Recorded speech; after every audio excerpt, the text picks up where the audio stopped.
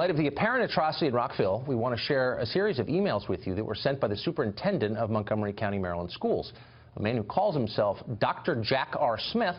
He sent them to the parents who placed their kids under his care. The emails are fascinating. They're a true showcase of his values. To Dr. Jack R. Smith, the worst crime imaginable is not sexual violence against a child, but naughty language he considers intolerant. In an email sent just today, for example, he seems more upset by the aftermath of the alleged crime than by the rape itself. He lectures parents who have voiced their horror about the attack, warning them that, quote, far too many have crossed the line with racist, xenophobic calls and emails. Not only are those calls offensive, he says, but they're also somehow illegal. As he puts it, they will not be tolerated, and they'll be reported to the police of Montgomery County, who presumably have never heard of the First Amendment.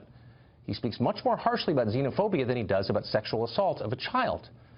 And it's not the only email he sent like this. His colleagues in the Montgomery County school system have sent a ton of them.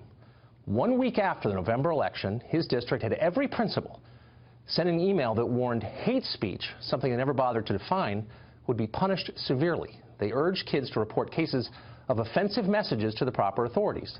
Last Friday night, the very day after the alleged rape in Rockville, Smith sent a school-wide email lamenting, on the basis of no actual evidence, that, quote, hate-based incidents are on the rise across this country, something a lot of people say but no one actually proves. And he urges students to participate in a contest denouncing hate, a term that apparently encompasses any political expression that school administrators disagree with. Well, none of this has anything to do with education, of course. It's a political indoctrination, and it's done by force. They're not even trying to hide it. In January, this district took a stand for illegal immigration.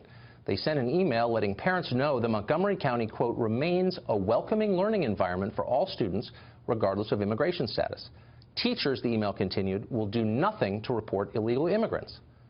Now, you'd think that somewhere, someone in the sprawling and highly paid Montgomery County education complex would pause and regret sending an email like that, given that an illegal alien now stands accused of raping a child in one of their school bathrooms. But apparently there are no second thoughts in Rockville.